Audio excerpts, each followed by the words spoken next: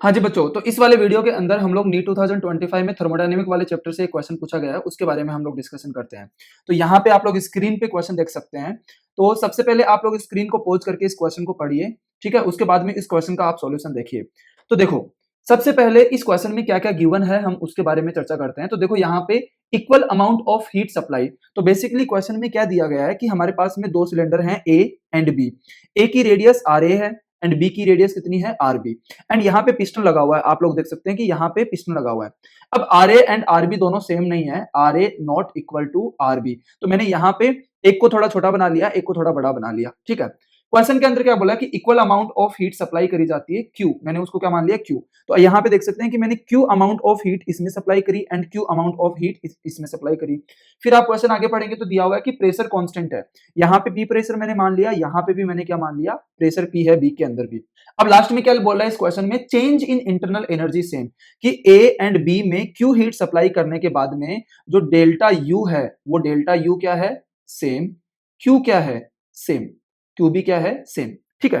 अब देखो, delta U same है, क्यू सेम है। तो अगर हम लोग यहाँ पे फर्स्ट लॉ ऑफ थर्मोडायनेमिक्स से देखें फ्लोट, तो फ्लोट हमें क्या बोलता है, Q is equal to W plus delta U. तो इसका क्या मतलब है, अगर हम Q हीट सप्लाई कर रहे हैं तो इससे दो चीजें हो रही हैं, एक तो कुछ वर्क डन हो रहा है एंड एक यहाँ पे क्या हो रहा है, चेंज इन इंटरनल एनर्जी हो रहा है। अब देखो ध्यान से देखो, Q हम सेम सप्लाई कर रहे हैं, मतलब ये Q क्या है, ये Q सेम है।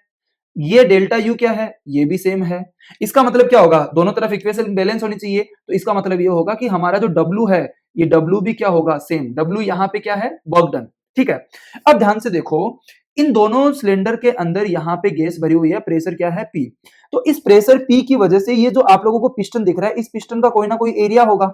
मैंने यहाँ पे पिस्टन ए का एरिया मान लिया a, that is pi r A square, and यहाँ पे बी का एरिया मान लिया a b, that is pi r B square.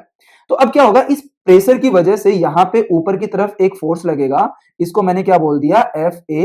And यहाँ पे एक और फोर्स लगेगा, इसको क्या बोल दिया, एफ बी।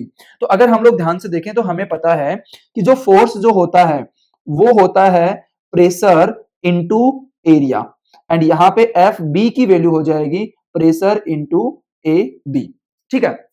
अब देखो, इससे हमें क्या पता चलता है कि वर्क डन सेम होगा, मतलब ए का वर्क डन एंड बी का वर्क डन, मतलब गैस जो ए सिलेंडर में काम करेगी एंड बी सिलेंडर में जो काम करेगी, दोनों क्या है, सेम।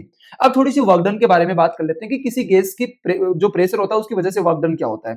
तो सिंपली हम लोग यहाँ पे क्या लिखेंगे, वर्क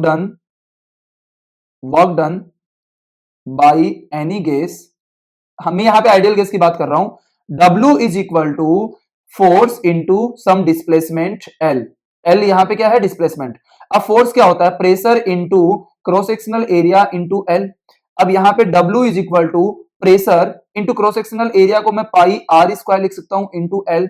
अब ध्यान से देखो, यहाँ पे इस क्वेश्चन के अंदर बोला गया है कि जब यहां से ये फोर्स अप्लाई हो रहा है तो ये वाला पिस्टन ए सिलेंडर में जो पिस्टन है वो 16 सेंटीमीटर यहाँ पे डिस्प्लेस कर जाता है, मतलब ये क्या आ जाएगा, 16 सेंटीमीटर, ठीक है?